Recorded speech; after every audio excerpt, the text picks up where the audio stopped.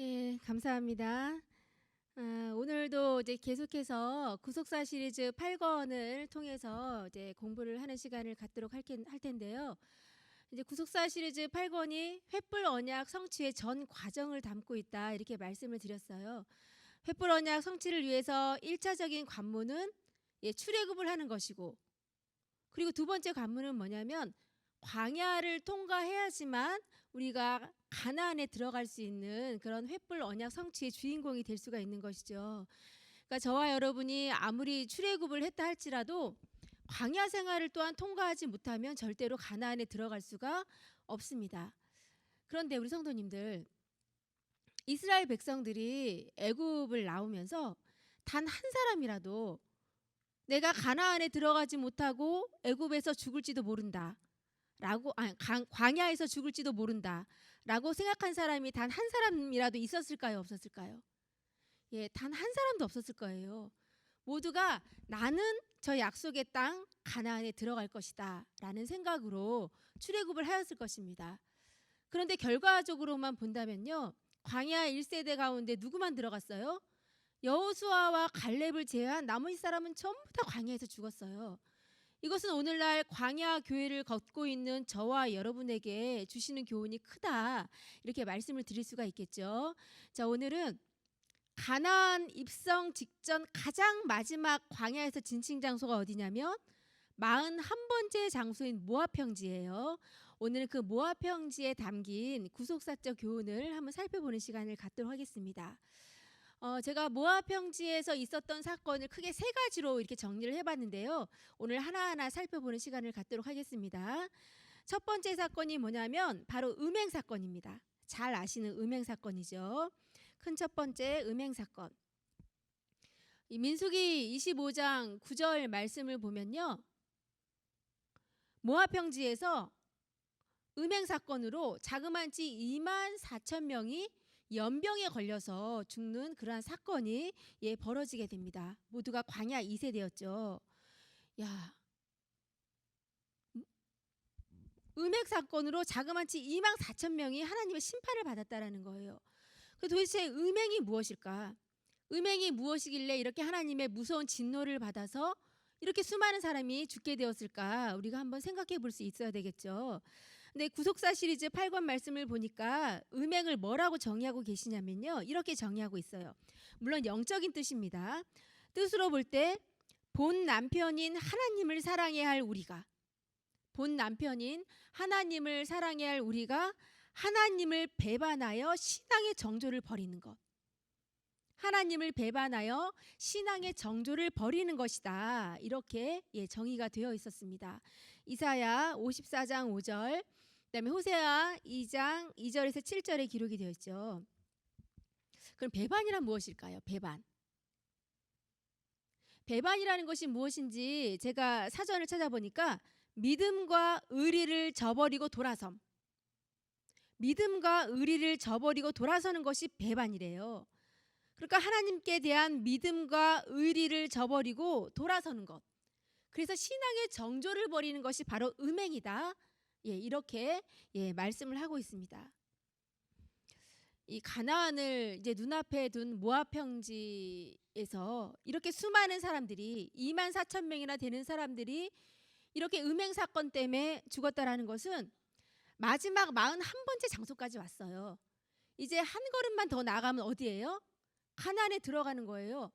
그런데 이 마지막 장소에서 이렇게 그만큼 신앙의 정조를 버리는 사람이 많다라는 것을 우리에게 교훈해주고 있는 것입니다. 그러니까 저와 여러분은 늘 들어왔어요. 모압 평지에서 24,000명이 연병으로 죽었다, 24,000명이 죽었다, 늘 들어와서 그냥 그런가 보다 우리가 생각을 하실 수가 있겠지만, 사실 24,000명이라는 숫자는요, 엄청나게 큰 숫자예요. 우리 본교회에 있는 모리아 성전 있잖아요. 거기에 1, 2층에 사람이 꽉 차게 앉으면 약 한 3,000명 정도 들어가요. 굉장히 많은 숫자거든요. 근데 그거의 8배가 24,000명이에요. 그렇게 많은 사람들이 음행 사건 때문에 마지막 모압 평지에서 죽었다라는 사실이에요. 제가 이 말씀을 상고해 보면서, 야, 광야에서 24,000명이라는 사람들이 죽었으면 과연 이 많은 사람들의 시체를 어떻게 처리했을까? 그게 조금 궁금하더라고요. 내가 어떤 분한테 이러한 질문을 했더니 아유, 아마 불태웠겠죠. 뭐 이렇게 얘기하시는 분들이 계시더라고요. 그래서 제가 이러한 상상을 한번 해봤어요. 2만 4천 명이나 되는 수많은 사람들을 한 곳에 이렇게 모아서 무더기를 쌓는 이런 상상을 제가 한번 해봤어요. 눈을 감고. 그랬더니 정말 이렇게 엎어져 있는 사람, 저렇게 엎어져 있는 사람, 정말 아무렇게나 던져진 것 같이 이렇게 수많이 산처럼 쌓여 있는 그 죽은 사람들의 시체를 상상해 보니까, 야, 하나님이 이 마지막 장소였던 모압 평지에서 음핵 사건으로 인해서 얼마나 진노하셨는지 그 진노가 제게 굉장히 두려운 마음으로 다가오더라고요. 하나님은 예외가 없다라는 거예요. 자, 그렇다면 가나안을 이제 눈앞에 두고 있잖아요. 41번째 모압 평지까지 왔어요. 이제 한 걸음만 더 나아가면 가나안에 들어갈 수 있는데, 왜 이 가나안을 목전에 든 이 시점에서 수많은 사람들이 음행 사건을 통해서 하나님 앞에 심판을 받았는가? 저와 여러분은 반드시 이 사건을 주목해보고 생각해볼 수 있어야 된다는 사실입니다. 이것은 천국에 들어가기 직전에 그만큼 하나님 아버지에 대한 믿음과 의리를 저버리고 신앙의 정조를 버리는 사람이 그만큼 많아진다는 것을 우리에게 말씀해주고 있다는 사실이죠. 저와 여러분도 지금까지 오직 말씀만을 붙잡고 여기까지 왔어요. 어떻게 해야지만 우리가 가나안에 들어가고, 어떻게 해야지만 내가 끝까지 남는 자가 될 수 있는지 너무나 많은 말씀을 통해서 듣고 알아왔죠. 그런데 도대체 왜 이렇게 수많은 사람들이 지금까지 지켜왔던 믿음과 의리를 저버리고 배신하는, 배반하는, 음행을 저지르는 이러한 사건이 벌어지냐는 것이죠. 이것은 때가 가까울수록, 마지막 때가 가까울수록 우리를 믿지 못하게 하는, 그리고 우리를 의심하게 만드는 수많은 사람과 수많은 상황과 수많은 일들이 우리 앞에 반드시 벌어진다라는 것을 우리에게 말씀해주고 있는 거예요. 이 사단은요, 어떻게 해서라도 택한 자를 한 사람이라도 넘어뜨리기 위해서 수단과 방법을 가리지 않는다라는 거예요. 모압 평지에서 이 마지막 음행 시험은요, 마지막 저와 여러분에게도 주시는 마지막 때의 가장 마지막 시험이라는 것을 우리에게 분명히 이렇게 말씀해주고 있습니다. 저와 여러분이 이 모압 평지의 음행 사건을 통해서 이것이 남의 일이 아니라 우리에게도 천국을 앞두고 가나안을 앞두고 분명히 마지막 유혹이 있다라는 사실을 분명히 기억해야 된다는 사실이에요. 사단은요, 우리 끝까지 포기하지 않아요. 하나님도 우리 포기하시지 않지만 사단도 포기하지 않아요. 오히려 그것이 가나안을 눈앞에 두고 있는 그러한 시점이라면 그 유혹은 어느 때보다도 어떻게 될까요? 더 강해진다는 사실을 우리는 상상을 해볼 수가 있는 것이죠. 이 마지막 때의 계시록을 보면요, 큰 성 바벨론의 멸망에 대해서 하나님께서 말씀하고 계시는데, 그 심판의 원인이 뭔지 아세요? 계시록 때 마지막 심판, 바로 간음이에요.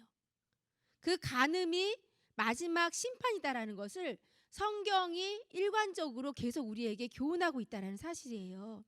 하나님께서는요, 음행하는 사람, 끝까지 믿음을 지키지 못하고 하나님께 대한 신앙의 정조를 지키지 못하는 사람은 그 수에 상관없이 2만 4천 명 어마어마한 숫자잖아요.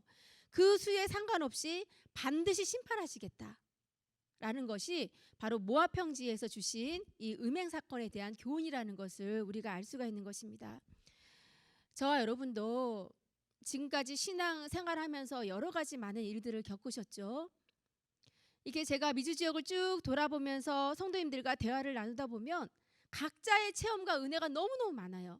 우리가 그것을 뭐라고 이야기를 하냐면 개인의 구속사다, 이렇게 이야기할 정도로 정말 지금까지 받았던 체험과 은혜가 너무너무 많이 있더라고요.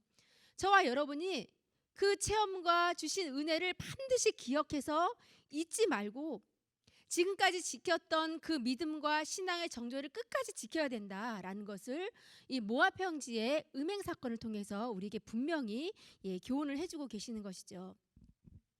이렇게 하나님께서는 음행 사건 이후에 2만 4천 명을 싹 죽이시고, 그러니까 신앙적으로 깨끗하게 정화를 하신 후에 산자를 계수하시게 돼요. 산자. 그러니까 민수기 26장을 보면요. 이제 군인을 계수하는 장면이 나와요. 이제 가나안에 들어가서 가나안을 정복한 이 군인을 계수하는 장면이 나오는데 민수기 26장 33절 한번 보실게요. 요거 한번 찾아보실게요. 민수기 26장 33절 말씀에 아니 싸움에 나갈 군인들을 계수하다가 갑자기 여자들의 이름이 이렇게 나오는 것을 볼 수가 있어요. 이게 뭔가 좀 흐름에 맞지 않는다 우리가 생각해 볼 수도 있겠지만 여기에 분명히 구속사자 의미가 담겨 있겠죠. 자, 민수기 26장 33절 다 같이 한번 읽어보시도록 할게요. 민수기 26장 33절 말씀 시작. 헤벨의 아들 슬로보앗은 아들이 없고 딸뿐이라. 그 딸의 이름은 말라와 노아와 호글라와 밀가와 디르사니. 자, 큰 두 번째로 모압 평지의 사건 슬로보앗 딸들의 믿음에 대해서 살펴보도록 하겠습니다. 슬로보앗 딸들의 믿음. 지금 금방 이제 33절 말씀을 읽으셨는데요. 지금 26장에 가나안에 들어가서 전쟁을 할 군인을 계수하다가 33절에 갑자기 슬로보앗 딸들 여자들의 이름이 기록되어 있는 것을 볼 수가 있습니다. 우리 성도님들 2차 군인 개수가 혹시 몇 명인지 기억하세요? 2차 군인 개수가 60만 1730명이에요. 60만 1730명. 민수기 26장 51절에 기록이 되어 있죠. 제가 질문 하나 드릴게요. 2차 군인 개수가 60만 1730명이라고 말씀을 드렸는데 지금 군인 개수를 쭉쭉쭉쭉 하다가 33절에 갑자기 슬로보앗 딸들의 5명의 이름이 들어갔잖아요. 그러면 이 5딸들의 이름이 60만 1730명 안에 들어갔을까요? 안 들어갔을까요? 그 수가 들어갔을까요? 안 들어갔을까요? 제가 이 질문을 드려보면요. 정말 신기하게도 대답이 절반씩 나와요. 들어갔다, 안 들어갔다 거의 비슷비슷하게 답이 나오더라고요. 자, 그런데 민수기 26장 2절 보면 어떤 말씀이 나와 있냐면요. 민수기 26장 2절 말씀을 보면 이스라엘 중에 20세 이상으로 능히 전쟁에 나갈 만한 모든 자를 계수하라 하셨어요. 하나님께서. 능히 전쟁에 나가서 싸울 만한 모든 자를 계수하라 이렇게 말씀을 하신 것을 보니까 이 딸들은 60만 1730명 안에는 들어가지 않았을 것이다. 이렇게 우리가 생각을 해볼 수가 있어요. 그러니까 제가 여기서 말씀드리고 싶은 건 뭐냐면 2차 군인을 계수했잖아요. 2차 군인 계수의 구속사적 의미는 뭐냐면요. 단순히 전쟁에 나가서 싸울 만한 사람, 그러니까 군인의 수만을 계수한 것이 아니라 어떠한 수를 계수하신 거냐면 가나안에 들어가서 기업을 받기에 합당한 자, 가나안에 들어가서 기업을 받기에 합당한 자를 기록하고 계시다라는 것을 우리는 알 수가 있는 것이죠. 즉 말씀을 드리자면 이 딸들이 남자 못지 않게 가나안에 들어가서 기업을 받기에 그 믿음이 충분한 자다라는 것을 우리에게 말씀해 주시는 것을 알 수가 있어요. 이 사연즉슨 이렇죠. 이 슬로보앗이라는 사람이 있었는데 이 사람은 아들이 없이 딸만 낳고 광야에서 죽었어요. 이 딸들이 모세에서 말하기를 우리의 아버지는 광야에서 죽었고 고라당처럼 저주를 받아서 죽은 것이 아니라 자연사를 했는데 이러한 경우에 아들이 없다고 아버지가 돌아가셨다고 기업을 주지 않는 것은 부당하다라는 내용이었어요. 우리 성도님들 이 당시에 아들이 없이 딸밖에 없었던 사람들이 비단 슬로보앗밖에 없었을까요? 딸 부잣집들 엄청 많았을 거예요. 아들 없이 딸만 있었던 가정들이 슬로보앗 말고도 분명히 많이 있었을 거라는 거예요. 하지만 다른 사람들은요 아예 생각조차를 못했어요. 아유 나는 아들이 없으니까 우리는 딸이고 여자니까 처음부터 다 포기를 했다는 사실이에요. 아니 그런데 이 딸들만 모세에게 당당히 나와서 우리 아버지의 기업을 우리에게 달라 지금 이렇게 요구를 하고 있다는 사실이에요. 사실 요즘 세상 같으면 여자들이 워낙에 큰 소리를 치고 사는 세상이기 때문에 이러한 일이 너무나 당연하게 느껴질 수가 있어요. 하지만 당시에 이스라엘에서 여자라는 존재는 어떤 존재였냐면 아시겠지만 여자는 수에 칠 가치조차도 없는 존재였어요. 이러한 여자들이 모세에게 나와서 우리 아버지의 기업을 달라 당당히 요구를 했다라는 사실이에요. 이건 굉장히 놀라운 사실이죠. 그런데 모세의 반응이 더 놀라워요. 사실 모세도 지금까지 없었던 전례이고, 야, 여자들이 무슨 기업을 달라고 하느냐 한마디 해서 그냥 집으로 돌려보냈으면 그만이었을 것을, 이것을 또 어떻게 했냐면 하나님께 품했다. 하나님께 여쭈어 보았다. 민수기 27장 5절에 분명히 기록이 되어 있죠. 슬로브와 딸들의 행동도 놀랍고 모세의 반응도 놀라운데 하나님의 반응은 더 놀라워요. 요건 한번 찾아보실게요. 민수기 27장 7절입니다. 민수기 27장 7절 말씀입니다. 예, 같이 한번 읽어보시도록 할게요. 시작. 슬로바 딸들의 말이 옳으니 너는 반드시 그들의 아비의 형제 중에서 그들에게 기업을 주어 얻게 하되 그 아비의 기업으로 그들에게 돌리지니라. 하나님이 이렇게 대답하셨어요. 가만히 이 27장 7절 말씀을 보면요, 그래 모세야, 슬로바 딸들의 말이 옳으니 너는 그녀들에게도 기업을 주라. 이렇게 말씀을 하셔도 하나님의 말씀인데 모세가 순종했겠죠. 근데 자세히 보세요. 슬로브와 딸들의 말이 옳으니 너는 어떻게 하래요? 반드시 그에게 기업을 주라. 하나님께서 너무나 기뻐하시면서 슬로브와 딸들에게 반드시 기업을 돌릴지니라 라고 모세에게 답을 주시는 것을 볼 수가 있어요. 그러니까 아버지가 죽었어도 아들이 없어도 상관없다는 얘기예요.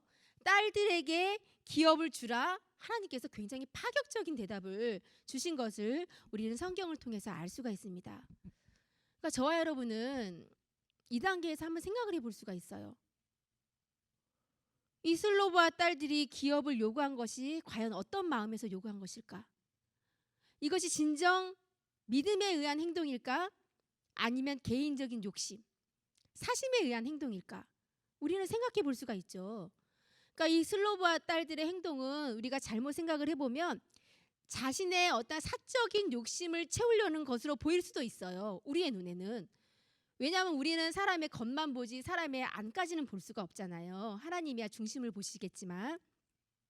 그래서 우리가 이 하나님의 심정, 반드시 기업을 주라 하셨던 그 하나님의 기뻐하신 심정을 조금 이해하기 위해서는 슬로브와 딸들이 기업을 요청한 시점에 우리가 한번 주목을 해볼 필요가 있어요. 자, 우리 성도님들, 슬로브와 딸들이 가나안에 들어가서 기업을 달라 지금 요구를 하고 있는 장면이잖아요. 그러면 이 슬로브와 딸들이 이 기업을 요구한 시점이 가나안에 들어가서일까요? 아니면 가나안에 들어가기 전일까요? 당연히 전이에요. 제가 지금 41번째 모압 평지 얘기하고 있잖아요. 그러니까 군인 개수하다가 갑자기 이 여인들의 이름이 지금 튀어나오기 시작했다라는 거예요. 즉 이때는 아직 가나안에 들어가 보지도 못했고요. 이제 전쟁하려고 군인 개수하는 단계에서 일어난 사건이라는 거예요. 이스라엘 백성들은요, 출애굽을 해서 오직 가나안에 들어가기 위해서 40년을 걸어왔어요. 광야 생활을. 그리고 이제 정복 전쟁을 그들의 눈앞에 두고 있죠. 수많은 사람들이 어떠한 마음을 가지고 있었을까요? 이제 정복 전쟁을 앞두고 있는 거예요. 야, 우리가 과연 저 가나안, 가나안 사람 저 네피림 족속들이 엄청나다고 하던데 저 가나안을 정복하고 과연 저 땅을 정말 차지할 수 있을까? 또 어떤 사람은 그래, 그래도 하나님께서 우리에게 주신다고 약속해 주셨으니까 우리가 반드시 정복할 수 있을 거야. 전 세계 열방이 춤을 추면서 몰려온다고 말씀해 주셨는데 이 구속사 말씀 앞으로 정말 우리에게 그러할 날이 있을까?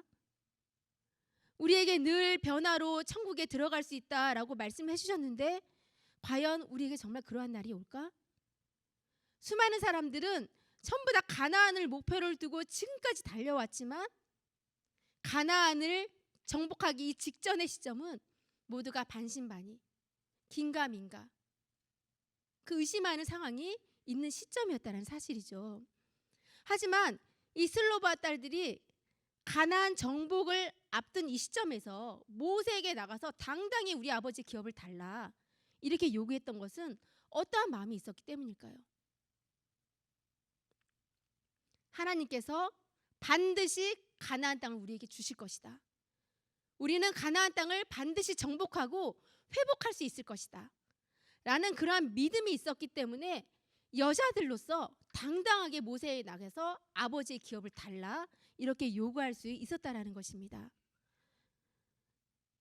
이렇게 하나님께서는요, 이러한 슬로브와 딸들의 믿음을 보시고 그 중심을 보시고 너무너무 기뻐하시면서 그들에게 반드시 기업을 주라 이렇게 파격적인 대답을 주신 것을 우리가 알 수가 있는 것이죠.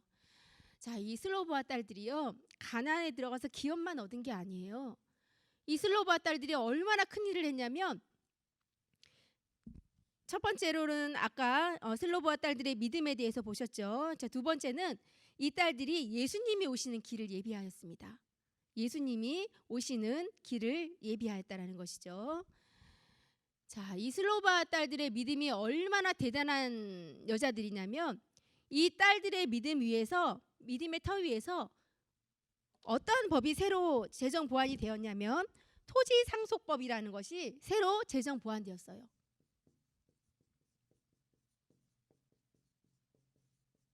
그러니까 기존의 토지 상속법은 어땠냐면 아들한테 제일 먼저 상속되는 게 맞죠. 아들에게 상속이 되고 아들이 없으면 누구에게 상속이 되냐면 고인의 형제. 형제가 없으면 아비의 형제. 아비의 형제도 없으면 무슨 근족. 이렇게 상속되는 것이 순서였어요.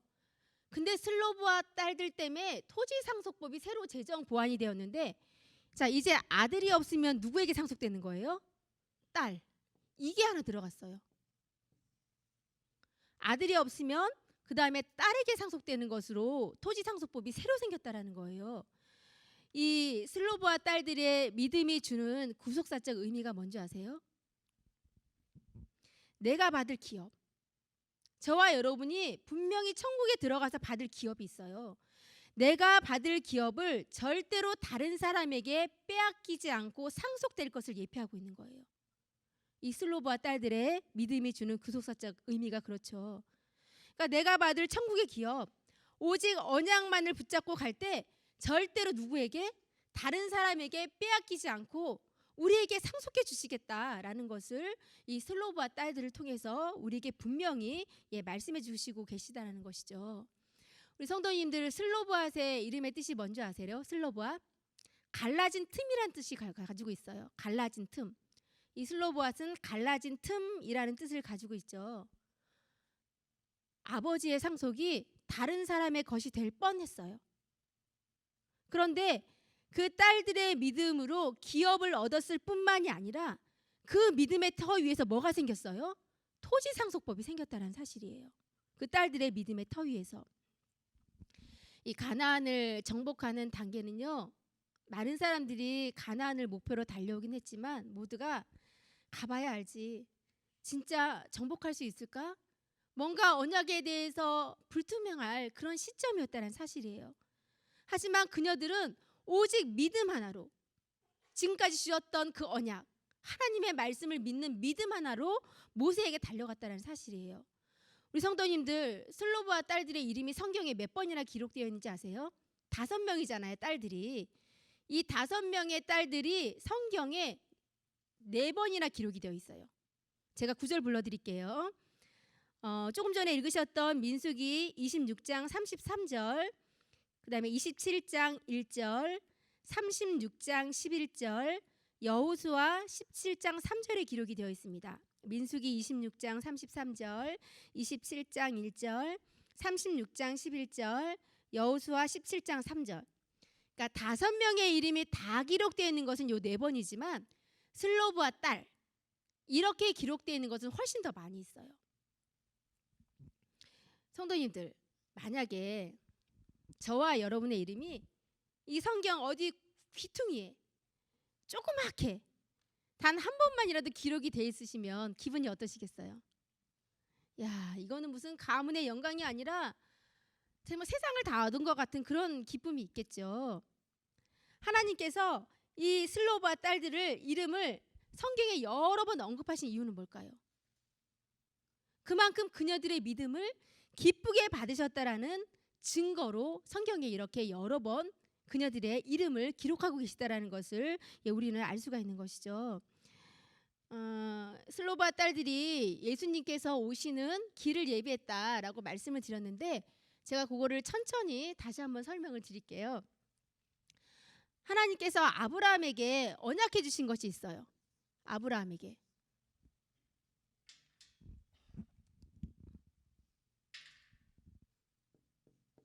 자, 아브라함에게 언약해 주신 것 두 가지가 뭐였었죠? 자손과 땅을 주시겠다. 창세기 12장 7절에 기록이 되어 있습니다. 근데 예수님께서 누구의 자손으로 오셨어요?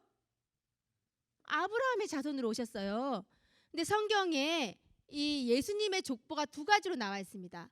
하나는 마태복음 1장 족보이고요. 하나는 누가복음 3장 족보예요. 마태복음 1장 족보는 요셉 가문의 족보이고요. 네, 누가복음 3장 족보는 마리아 가문의 족보이죠.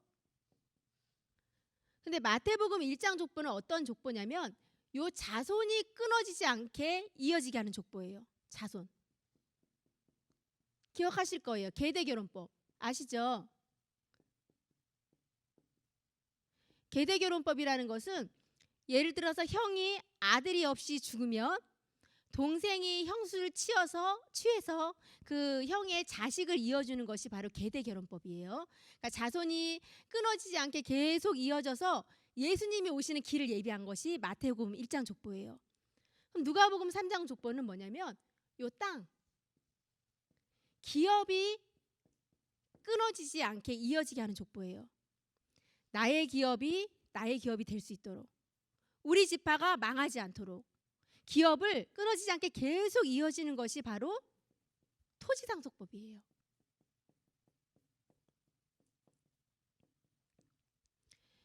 누가복음 3장 23절 굉장히 유명한 구절인데요. 누가복음 3장은 분명히 마리아 족보긴 한데 가장 처음이 마리아로 시작을 하는 것이 아니라 요셉으로부터 시작을 하죠. 자, 요셉의 이상은 누구라고 성경에 기록이 되어 있나요? 헬리라고 기록이 되어 있어요. 헬리가 요셉의 아버지인가요? 헬리는 누구의 아버지냐면요, 마리아의 아버지예요. 그러니까 요셉의 입장으로 보면 뭐냐면 장인어른이죠. 그런데 어떠한 주석에서는 사위도 자식이니까 뭐 이렇게 아버지처럼 기록할 수 있다라고 기록한 주석들이 있어요. 그거 맞는 말일까요?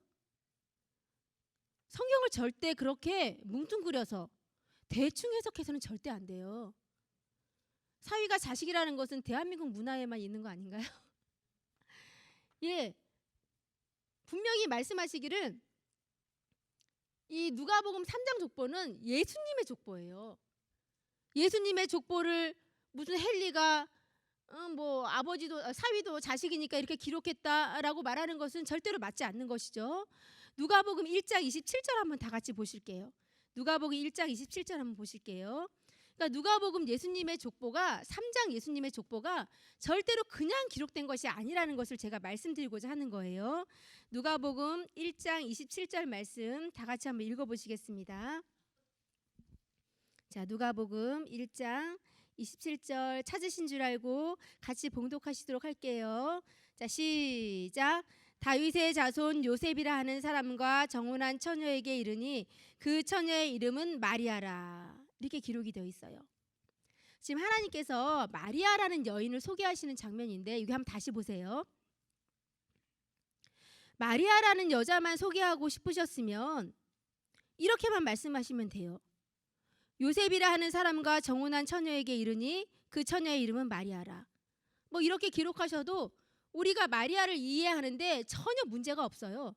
근데 지금 앞에 뭐라고 말씀하고 계세요? 꼭 집어서 다윗의 자손 요셉. 하나님께서 지금 무엇을 우리에게 말씀하시고자 하시는 걸까요? 다윗이 무슨 지파로죠? 유다 지파죠. 유다 지파인 요셉이면 요셉도 무슨 지파일까요? 요셉도 유다 지파라는 얘기예요. 지금 하나님께서 말씀하시고자 하는 것은 뭐냐면 유다 지파인 요셉과 결혼한 그 마리아를 소개하고 싶으신 거예요.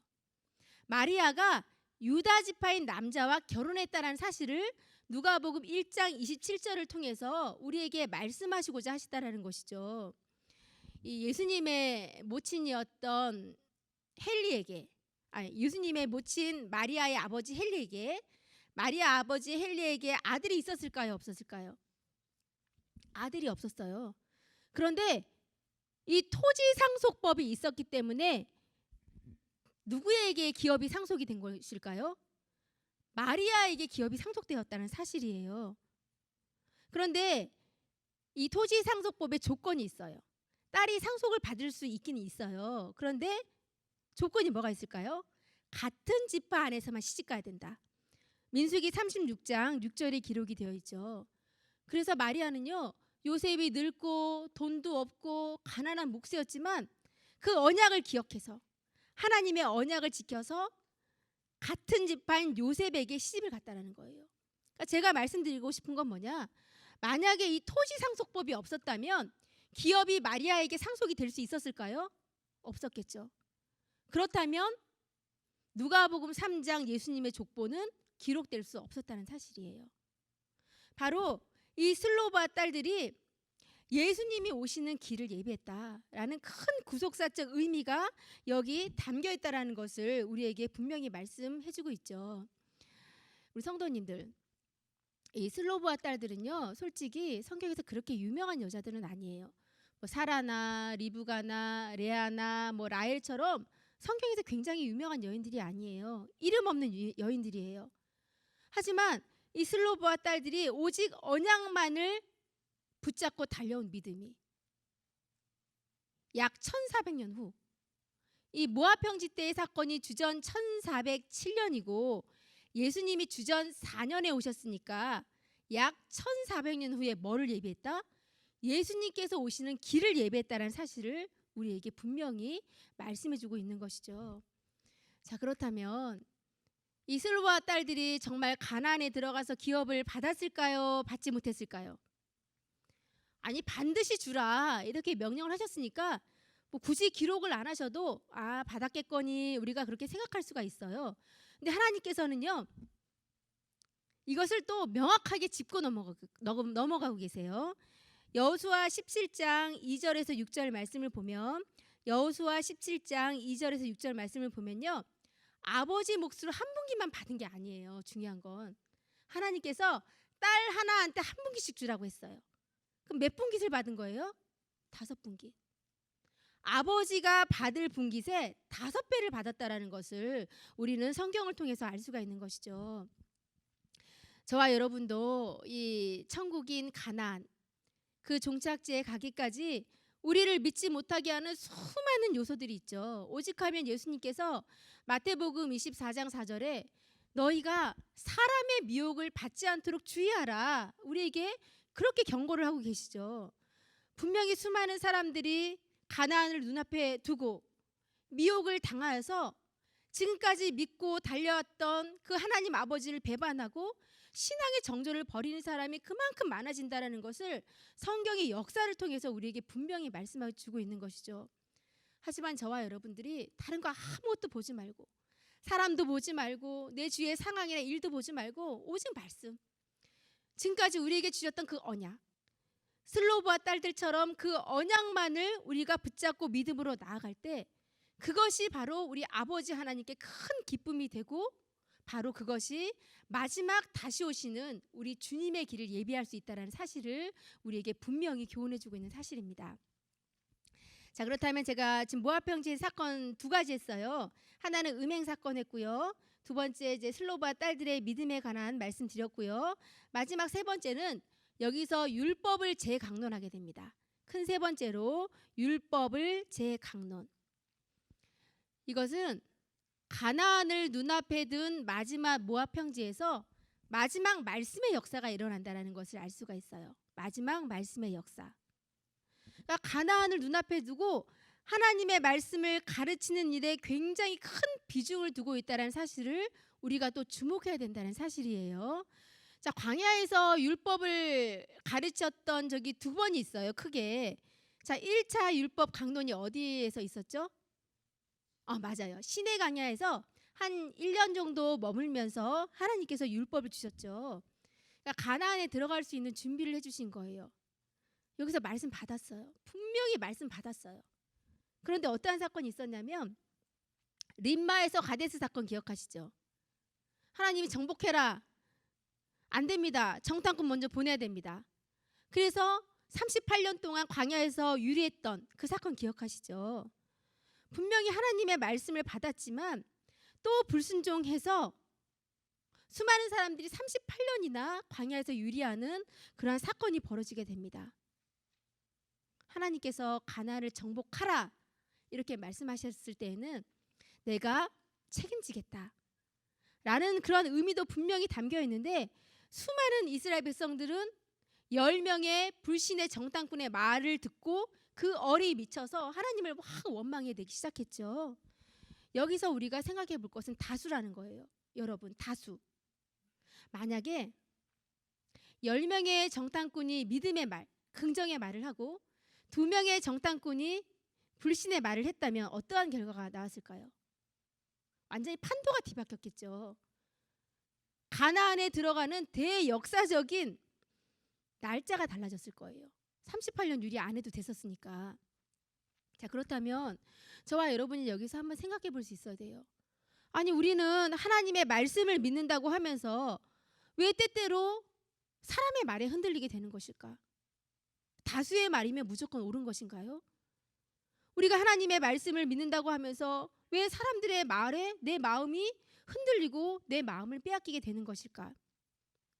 여기에 대한 답을 원로 목사님께서 이러한 답을 주신 적이 있어요. 너희가 사람의 말에 흔들리는 이유는 바로 하나님을 향한 자기 존재의 의의를 모르기 때문이다. 이렇게 말씀해 주셨어요. 하나님을 향한 자기의 존재의 의의를 모르기 때문이다. 내가 지금 왜 존재하고 있는지, 내가 지금 왜 이 자리에 나와서 말씀을 받고 있는지, 내가 지금까지 왜 힘들면서도 나와서 하나님께 헌신하고 말씀 듣고 여기까지 신앙을 유지해 왔었는지, 이 나의 존재의 의의를 잊어버리는 순간 옆에서 사람이 뭐라고 막 입방아를 찌으면 그것에 금방 시험이 들고 그 얼이 나에게 미치는 것이다 라고 말씀을 해주신 적이 있어요. 우리 성도님들, 저와 여러분은 무엇 때문에 존재하는 사람들일까요? 나는 과연 무엇 때문에 존재하는 사람일까? 저와 여러분이 나를 위해서, 나의 출세를 위해서, 내 가족을 위해서 존재하는 사람들인가요? 저와 여러분을 택해 주시고 이 땅에 보내주신 이유는 딱 하나예요. 오직 하나님의 영광을 나타내기 위해서, 오직 하나님의 일을 이루어드리기 위해서. 우리의 존재의 의의는 오직 하나님을 향한 존재라는 것을 우리가 단 한순간도 잊어서는 안 된다라는 것을 우리에게 분명히 교훈해주고 있는 것이죠. 저와 여러분은 절대로 다수라고 해서 사람의 말, 어떤 상황에 흔들려서는 안 돼요. 저와 여러분이 지금까지 하나님의 말씀만을 붙잡고 왔다면 그 어느 순간에도 나는 오직 하나님을 향해 존재하는 사람이다 라는 그 사실을 잊지 아니하고 끝까지 신앙의 정조를 지키실 수 있는 우리 귀한 성도님들 다 되시기를 간절히 소원하겠습니다. 자, 두 번째 이제 말씀을 가르쳐 주신 것이 모압 평지에서 재강론이에요. 모압 평지에서의 재강론. 요거는 한번 찾아보실게요. 신명기 1장 3절 한번 찾아보시겠습니다. 신명기 1장 3절을 찾으시고요. 다 같이 한번 읽어보실게요.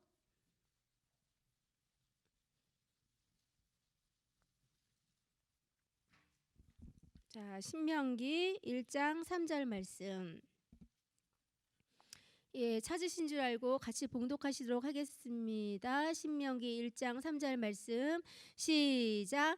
제40년 11월 그달 초일일에 모세가 이스라엘 자손에게 여호와께서 그들을 위하여 자기에게 주신 명령을 다 고하였으니. 여기 끝에 보시면 명령을 다 고하였으니라는 말씀이 있죠. 이 다 고하였으니가 히브리어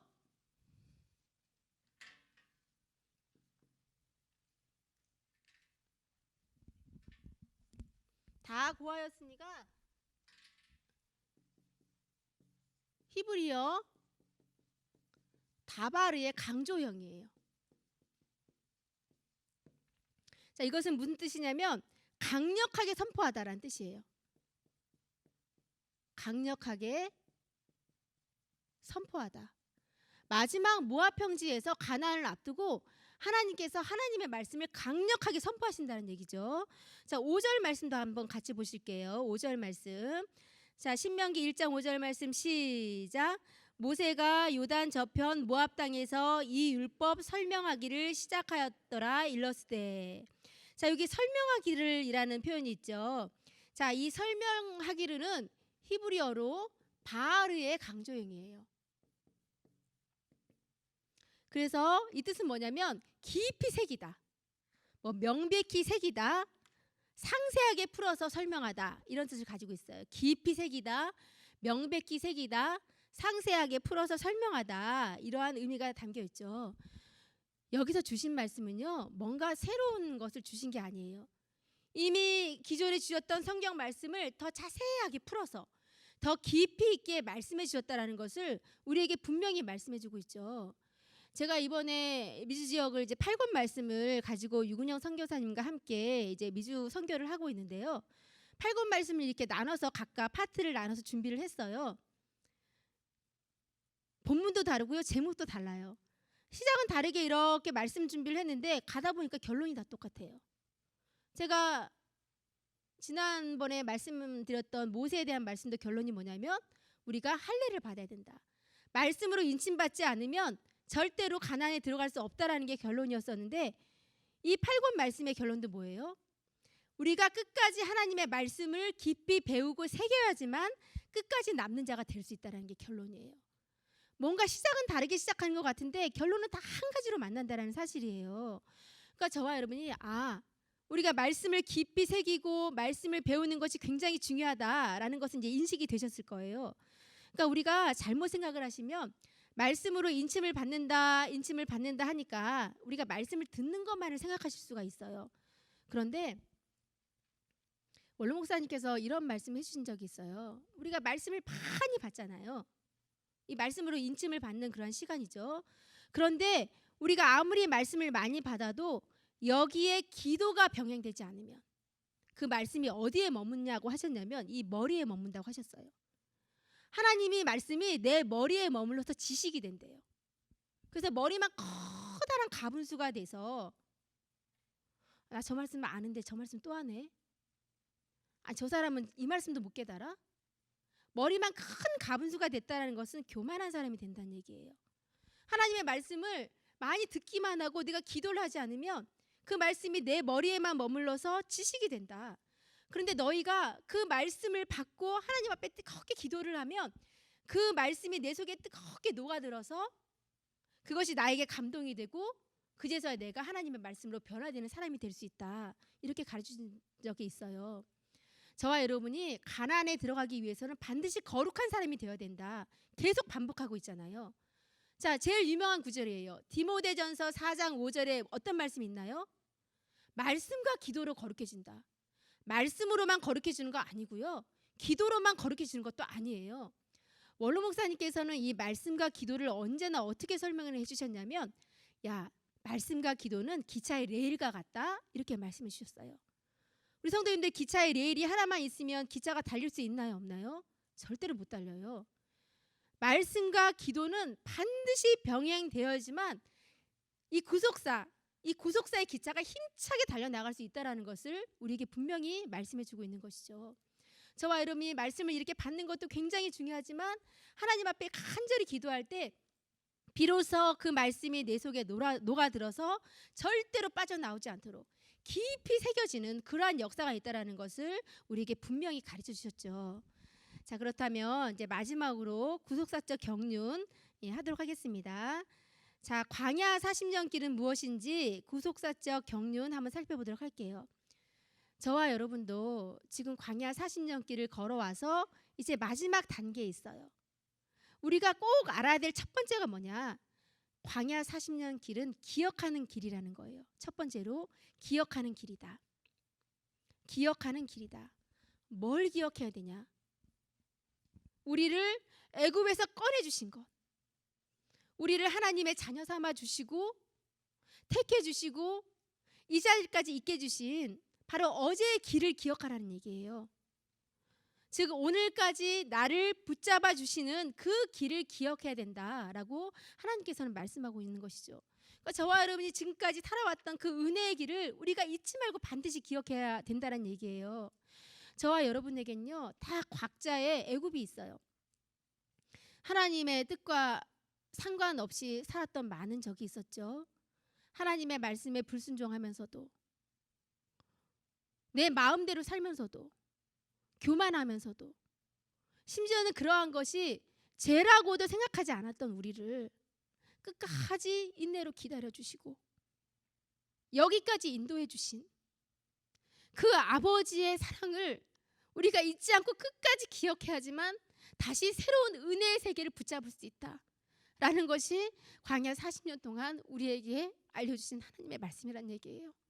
그러니까 저와 여러분이 지금까지 우리 아버지 하나님께 받았던 수많은 은혜와 체험이 있죠. 그것을 기억해달라. 그것을 너희가 기억해야지만 다시 새로운 은혜의 세계를 붙잡을 수 있다. 우리에게 지금 광야 40년을 통해서 그것을 가르쳐주고 있다는 사실이죠. 두 번째는 뭐냐? 바로 시험의 길이고 낮추는 길이라는 거예요.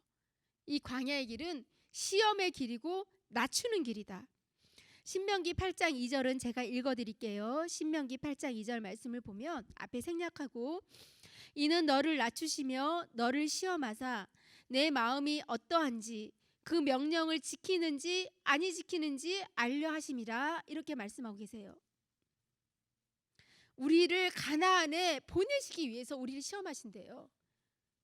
가나안에 들어가기 위해서는 반드시 이 시험이 있어야 된다는 사실이에요. 하나님께서 내 명령을 지키는지 안 지키는지 알기 위해서 우리를 한 번은 광야에 집어넣으시겠다는 얘기죠. 이 광야의 길은 뭐냐면 너희가 하나님의 말씀으로만 내가 너를 좌우하겠다. 오직 하나님의 말씀만이 나의 생명이다. 그것을 가르쳐 주시는 것이 바로 광야 40년의 길이라는 것을 우리에게 말씀해 주고 계시죠. 두 번째는 낮추는 길이라는 거예요. 낮추는 길. 어느 정도 낮추시냐면요. 우리가 완전하게 납작해질 정도로 낮아지게 하신대요. 완전히 내 이름이 없어질 정도로. 서한나라는 그러한 이름이 완전히 없어질 정도로 우리를 납작하게 만드시는 것이 광야 40년의 길이라는 거예요. 우리 성도님들 아시겠지만 사도 바울이 굉장히 유명한 고백이 있어요. 고린도전서 15장 31절 말씀이죠. 어떠한 말씀인가요? 나는 날마다 죽노라. 나는 날마다 죽노라. 우리가 광야 교회를 걷는 것은 나를 온전히 죽이는 훈련을 하는 기간이라는 거예요. 내 이름은 완전히 없어지고 오직 아버지의 영광만을 나타내는 그런 훈련을 하는 기간이라는 것이죠. 예수님께서는요 십자가 위에서 물과 피를 다 쏟으시면서 우리를 구속하시기 위해서 당신의 생명을 우리에게 내주셨어요. 이제 저와 여러분은 그러한 예수님 앞에 이 광야 생활을 통해서 오직 예수님의 십자가만을 바라보면서 이제는 우리가 하나님 앞에 제물이 될 수 있어야 된다. 그것을 가르쳐 주시는 것이 바로 광야 40년의 기간이라는 것을 우리에게 분명히 말씀해 주고 있죠. 저와 여러분을 시험하시고 낮추셔서 반드시 가나안 땅에 들어가게 하시려는 것이 하나님의 목적이라는 거예요. 예수님께서 제자들에게 이러한 말씀을 해주신 적이 있어요. 어떠한 말씀이냐면 휴거에 대한 말씀인데 잘 아시는 말씀이에요. 누가복음 17장 34절에서 35절 말씀을 보면 어떤 말씀이 나오냐면 두 남자가 한 자리에 누워 있음에 하나는 데려감을 당하고 하나는 버려둠을 당하고 두 여자가 매를 갈고 있는데 한 여자는 데려감을 당하고 한 여자는 버려둠을 당할 것이니라 라는 말씀을 예수님이 제자들에게 가르쳐 주셨어요. 그러니까 제자들이 이 말씀을 가만히 듣다 보니까 이러한 휴거가 어느 장소에서 일어날지가 되게 궁금한 거예요.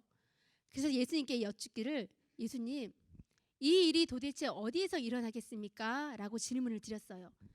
그러니까 예수님께서 17장 37절에 답을 주시기를 주검이 있는 곳에 독수리가 모여, 이렇게 대답을 해주셨어요.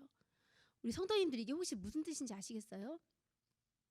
그러니까 저와 여러분은 이미 수많은 말씀을 통해서 구속사 시리즈를 통해서 성경 공부를 했기 때문에 주검은 뭐고 독수리는 뭐겠다라는 것이 느낌이 오실 거예요. 근데 저와 여러분이 지금으로부터 2000년을 쭉 거슬러 올라가서 막 말씀을 전하고 계시는 예수님 앞에 제자들의 입장으로 한번 앉아있다고 상상을 한번 해보세요. 아니, 휴거의 장소가 궁금해서 거기가 어디냐고 여쭈었더니 주검이 있는 곳에 독수리가 모여, 이렇게 대답을 주셨다면, 제가 제자라면요, 아니, 예수님이 내 말을, 질문을 잘 못 알아들으셨나? 왜 동문서답을 하시지? 이런 생각이 들었을 것 같아요. 자, 이것을 지금 누가가 기록을 했는데 누가도 이 말씀의 뜻을 알아들었는지 어쨌는지는 제가 잘 모르겠지만 어떠한 해석이나 답이 없이 그 다음 18장으로 넘어가고 있는 것을 볼 수가 있어요. 자, 여기서 주검이라는 것은 무엇을 의미할까요? 주검이라는 것은 내가 날마다 제물이 되어야 된다는 얘기예요. 날마다 제물이 되어야 된다. 내가 예수님의 십자가를 바라보면서 날마다 나는 죽노라라는 사도바울과 같은 고백이 있을 수 있어야 된다는 얘기예요. 그럼 독수리는 무엇을 의미할까요? 출애굽기 19장 4절 말씀을 보면 출애굽 때 하나님께서 이스라엘 백성들을 독수리 날개로 업어 인도하셨다라는 말씀이 있어요. 이 독수리는 누구를 의미할까요? 바로 예수님 자신을 의미하는 거예요. 그러니까 출애굽하는 이스라엘 백성들을 독수리 날개로 업어 인도하신 하나님께서 마지막 환난 날에 성도들을 독수리 두 날개로 보호해서 인도하신다라는 것을 우리에게 분명히 말씀하고 계시죠. 자, 그럼 누가 데려감을 당하나? 잘 보세요. 누가 데려감을 당하냐면요, 나는 날마다 죽노라. 종말이 가까울수록 믿음으로 내가 하나님 앞에 주검이 될 때 그러한 자를 하나님께서 찾아와 주셔서 데려가신다는 얘기예요. 그러니까 변화의 장소가 어디냐면요, 나는 날마다 죽노라 하나님 앞에 믿음으로 나아가는 그러한 사람이 있는 장소가 변화의 장소다, 이렇게 말씀해 주신 거예요. 예수님께서 제자들의 질문에 너무나 정확하게 답변을 해주신 것이죠. 저와 여러분이 이 광야 생활을 통해서 늘 하나님이 주셨던 그 옛날의 추억을 기억할 수 있어야 되고요, 하나님의 십자가, 예수님의 십자가를 바라보면서 날마다 주검이 될 수 있는 그런 믿음의 자가 되어야 된다는 것을 분명히 교훈해 주고 있습니다. 이제 결론을 맺도록 하겠습니다. 이 광야 40년의 길이 제가 말씀을 드렸지만 시험의 길이고 낮추는 길이라고 말씀을 드렸어요. 근데 생각을 해보면 광야 40년의 길이 맨날 시험의 길이고 맨날 연단의 길이고 맨날 낮추는 길이기만 한다면 저와 여러분이 얼마나 힘이 드시겠어요. 그런데 우리에게 소망이 되는 건 뭐냐면 이 길은 나 혼자 가는 길이 아니라는 거예요. 절대. 예수님께서 십자가에 달리시고 며칠 만에 부활을 하셨냐면 3일 만에 부활을 하셨어요. 왜 3일 만에 부활하셨을까요? 아니, 무덤에 들어가셨다가 당장 부활하실 수도 있는 거 아니신가요? 아니, 하나님이 무슨 능력이 없으신 분도 아닌데 3일이 아니라 3시간만이라도 부활하시려면 하실 수 있는 거잖아요. 그런데 왜 3일 동안이나 무덤에 갇혀 계셨을까? 원로 목사님께서 말씀해 주시기를 예수님께서 3일 동안 무덤 속에 갇혀 계셨던 이유는 저와 여러분을 대신해서 3일 길을 걸어주신 것이다, 분명히 이렇게 말씀해 주셨어요. 저와 여러분도요, 아브라함이 걸었던 3일 길을 반드시 통과해야만 해요. 이 3일 길이라는 것은 인간적인 모든 고뇌와 번민을 없애는 기간이다, 10권에 나와 있죠. 원로 목사님께서는 어떻게 표현을 해주셨냐면 제가 그대로 읽어드릴게요. 이 3일 길이라는 것은 무섭고 두렵고 답답한 길이고 고통스럽고 참기 어려운 슬픔의 길이다. 이 나열한 표현만 들어봐도요 가슴이 답답해 와요. 제가 이걸 글로 읽었으니까 그런가 보다 하시겠지만 이것이 나의 현실의 내 상황이라고 생각해 보세요. 이거 이길 사람 아무도 없어요. 그런데 우리가 이것을 어떻게 통과할 수 있나? 이미 예수님께서 저와 여러분을 다 걸머쥐고 3일 길을 통과하셨대요. 그렇기 때문에 우리는 그 예수님만 붙잡고 가면 누구든지 이 삶의 길을 무사 통과할 수 있다. 분명히 말씀해 주셨어요. 광야 길은 저와 여러분이 혼자 가는 길이 절대 아니라는 거예요. 어제도 유근영 선교사님께서 말씀해 주셨지만 우리에게 환난의 때를 감해 주신다.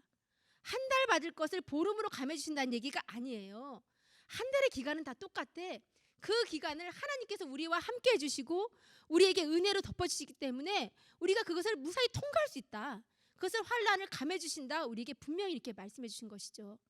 저와 여러분이 끝까지 언약을 붙잡고 이 자리까지 인도해 주신 아버지의 은혜를 기억하시면서 나아갈 때 저와 여러분들이 절대로 낙오되는 사람 한 사람도 없이 끝까지 남는 자가 되어서 이 시대의 마지막 횃불 언약 성취의 주인공으로서 가나안에 다 들어가실 수 있는 우리 귀한 성도님들이 되시기를 간절히 소원하겠습니다. 네, 다 같이 기도하시고 마치시도록 하겠습니다. 다 같이 기도하시겠습니다.